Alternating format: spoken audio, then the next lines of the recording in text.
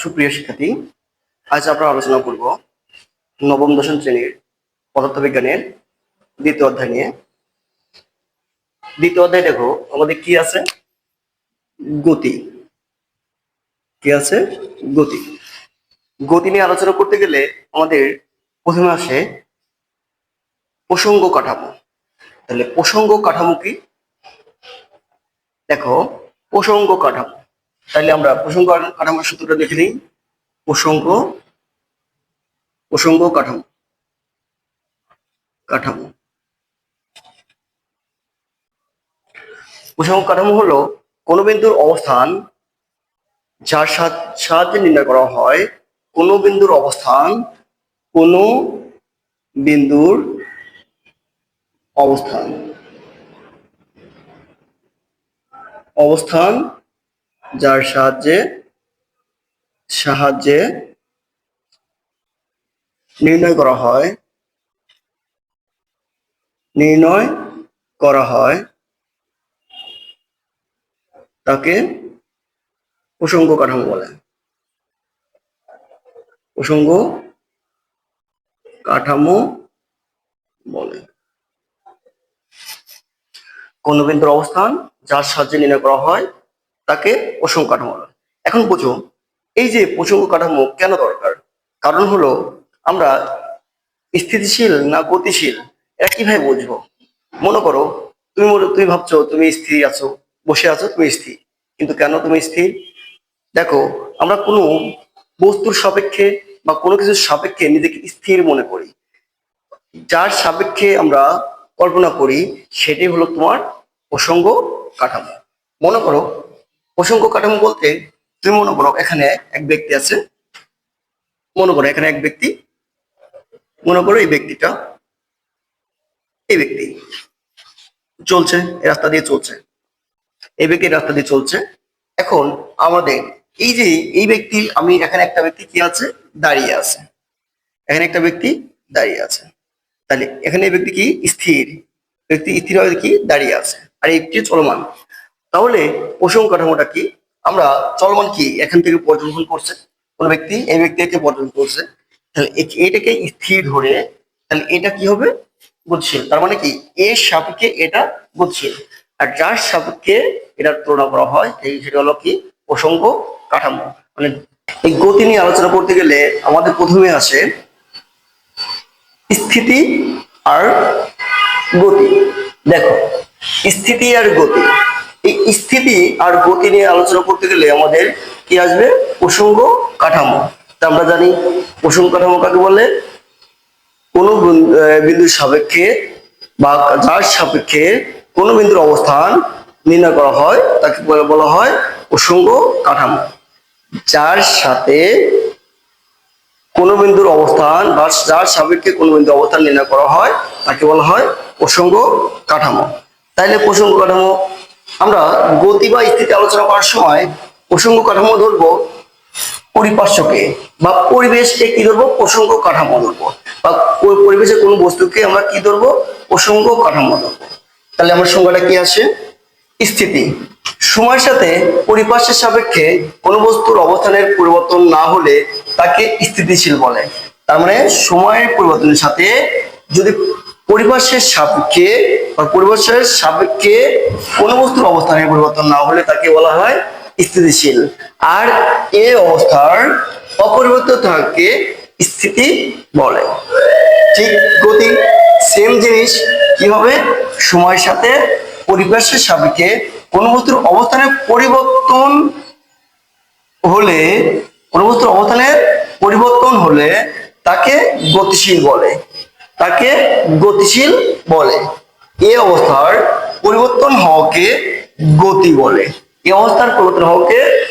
বলে। তাহলে গতি আর স্থিতি আমরা বুঝলাম। এখন দেখো গতির প্রকারভেদ। গতি বিভিন্ন প্রকার হতে পারে, একটা সরৈখিক গতি, ঘূর্ণায়ন গতি, চলন গতি, পর্যাবৃত্ত গতি আর স্পন্দন গতি। চলো আমরা দেখে নেই সরৈখিক গতি কি বা কাকে বলে। সরৈখিক গতি দেখো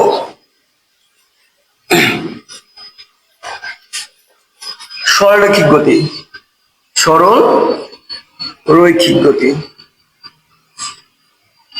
রৈখিক গতি, কোন বস্তুর গতি যদি সরলরেখা বরাবর চলে, সংজ্ঞাটা কি হবে?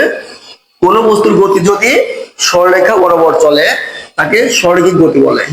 কোন বস্তুর গতি যদি সরলরেখা বরাবর চলে, সরল রেখা বরাবর চলে তার গতিকে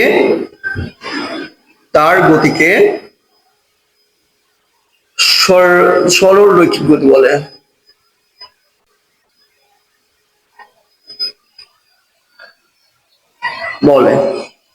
তার মানে কি বলছি? কোন বস্তুর গতি যদি সরলরেখা বরাবর চলে তার গতিকে বলা হয় সরলরৈখিক গতি। যেমন কোন বস্তু যদি এভাবে চলতে থাকে, এভাবে চলে, যে এভাবে সরলরেখা বরাবর চলে, তবে তার গতিকে বলা হয় কি? সরলরৈখিক গতি। যেমন একটা বস্তুকে যদি আমরা নিচ থেকে ফেলে দেই, তাহলে এই বস্তুর গতি হলো এক ধরনের সরলরৈখিক গতি, মানে একটা নির্দিষ্ট সময় পর কি হচ্ছে, সরলরেখা বরাবর চলছে। আবার কিন্তু একটা জিনিস মনে রাখবা, সরলরৈখিক গতি যদি উল্টা যায়, সরলরৈখিক গতি যদি উল্টে যায় তবে তার গতি সরলরৈখিক গতি বলা যাবে না। কোন বস্তুর গতি যদি উল্টা যায়, যেমন আমরা একটা বস্তুকে যদি এরকম চলতে থাকে, মনে করো এই বস্তু এরকম চলতে হঠাৎ করে কি হয়ে গেল, এর দিক উল্টে গেল, বা কোন বস্তু কি হয়, যেমন আমরা এটাকে যদি এভাবে চলতে থাকে, এই ডাস্টারকে যদি আমরা এইভাবে চলতে থাকে, যদি হঠাৎ কি করলো, এটা এরকম হয়ে গেল, তবে এটাকে আমরা কি বলতে পারবো না? সরলরেখ গতি বলতে পারবো না। তার মানে কি, যদি এভাবে চলতে, মনে করো একটা গাড়ি এভাবে চলছে, মনে করো একটা গাড়ি এভাবে চলতে চলতে হঠাৎ কি এই জায়গায় এসে কি হলো, সামান্য এরকম উল্টে গেল, এরকম হলো, এই বস্তুকে আমরা কি করতে পারবো না? সরলরৈখিক গতি বলতে পারবো না। তার মানে সরলরৈখিক গতি যদি উল্টে যায় সেটা সরলরৈখিক গতি হবে না। প্রশ্ন আসতে পারে যে কোন গতি উল্টে গেলে গতির পরিবর্তন, ওই গতি আর থাকে না, তাহলে সেটা হবে কি? সরলরৈখিক গতি। এখন দেখো ঘূর্ণয়ন গতি কাকে বলে? ঘূর্ণয়ন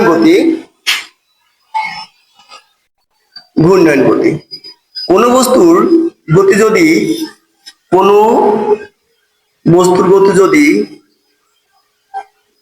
যদি একটি নির্দিষ্ট দূরত্বে বজায় রেখে একটি নির্দিষ্ট দূরত্ব বজায় রেখে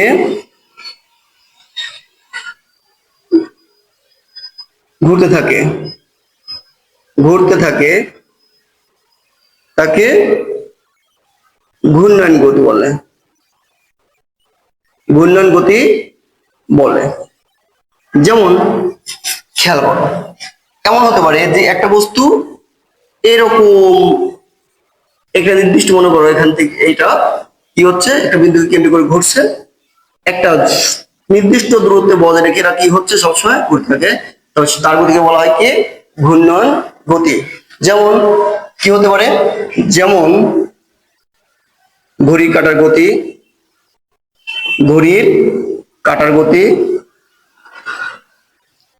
গতি, এটা কি হতে পারে?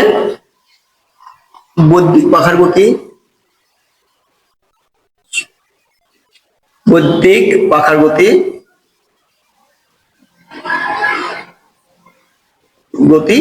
এগুলো গতি হলো ঘূর্ণয়ন গতির উদাহরণ। তাহলে ঘূর্ণয়ন গতি বুঝলাম। এখন চলন গতি কি?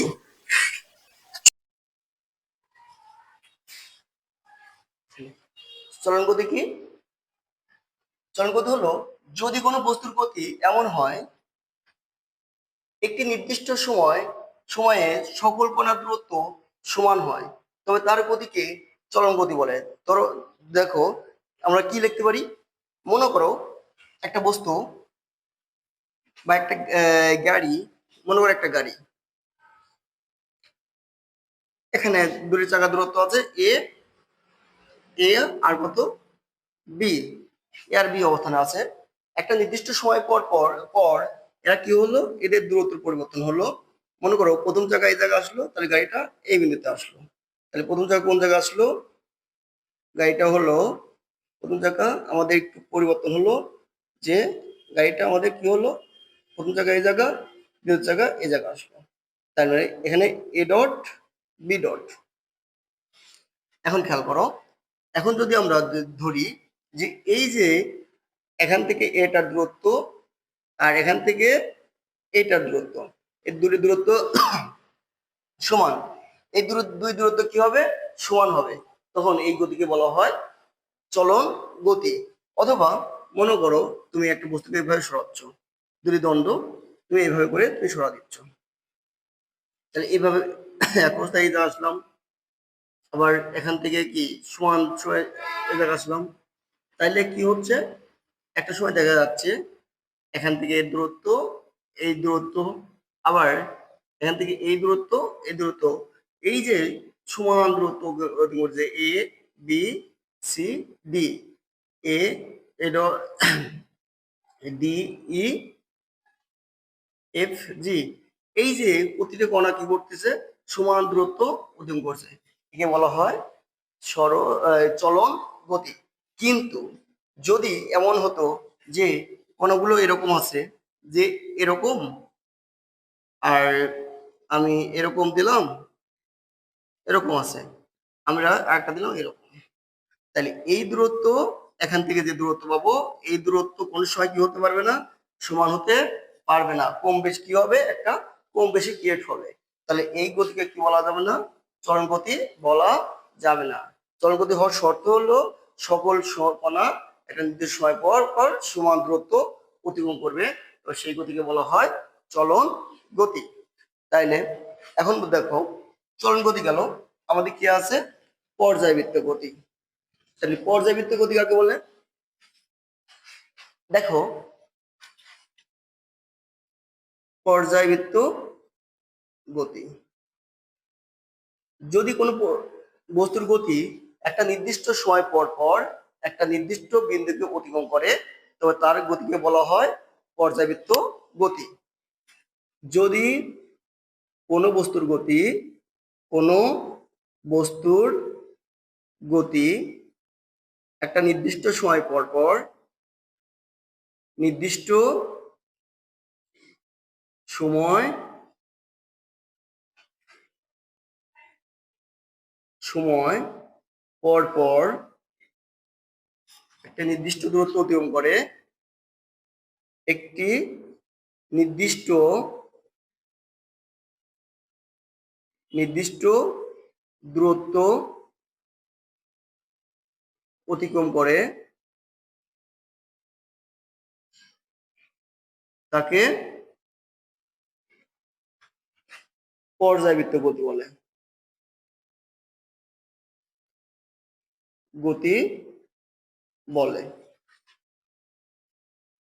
চলছে, যদি কোনো বস্তুর গতি একটা নির্দিষ্ট সময় পর পর একটা নির্দিষ্ট দূরত্ব অতিক্রম করে, তাকে পর্যায়বৃত্ত গতি বলে। যেমন মনে করো একটা বৃত্তাকার বস্তু, মনে করো এটা বৃত্তাকার বস্তু, মনে করো এখান থেকে একটা বস্তু ঘুরছে, এক নির্দিষ্ট সময় পর পর আবার এই বিন্দুকে অতিক্রম করছে, এক নির্দিষ্ট সময় পর পর এই বিন্দুকে অতিক্রম করছে, তো তাকে বলা হয় কি, পর্যায়বৃত্ত গতি। আবার কি হতে পারে, আবার এমনও হতে পারে যে একটা বস্তু এভাবে যাচ্ছে, এ যাচ্ছে, যাচ্ছে যাচ্ছে যাচ্ছে, এক নির্দিষ্ট এই বিন্দুতে অতিক্রম করে এক নির্দিষ্ট সময় পর পর এই বিন্দুকে অতিক্রম করছে, এটা এক ধরনের পর্যায়বৃত্ত গতি। আর কেমন হতে পারে, এই যাতে যাতে শুরু করলো, এভাবে আস্তে আস্তে যাতে যাতে এই এক নির্দিষ্ট সময় পর পর কি করলো, এই বিন্দুকে অতিক্রম করবে, তো তাকে বলা হয় পর্যায়বৃত্ত গতি। তাহলে পর্যায়বৃত্ত গতি কি হতে পারে, উদাহরণ উদাহরণ হতে পারে, যেমন ঘড়ির কাঁটার গতি, ঘড়ির কাঁটার গতি, কাঁটার গতি, পৃথিবীর গতি, পৃথিবীর গতি, হৃদস্পন্দন গতি,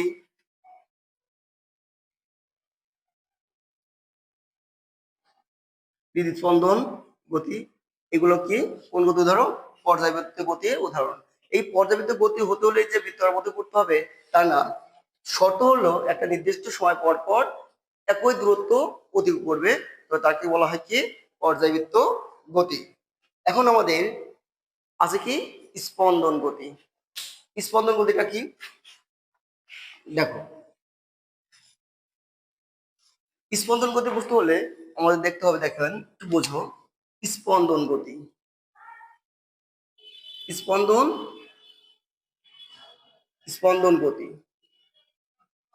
যদি কোনো বস্তুর গতি পর্যায়কালের যদি যদি পর্যায়বৃত্ত গতি সম্পন্ন কোনো বস্তুর গতি পর্যায়বৃত্ত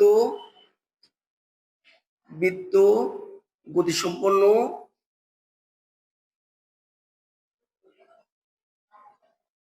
কোনো বস্তুর গতি, কোনো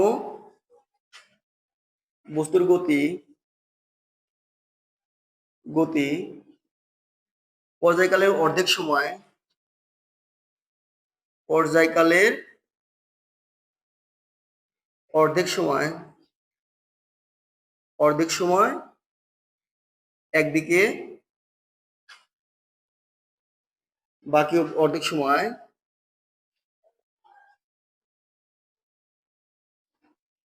সময় তার বিপরীত দিকে যায়,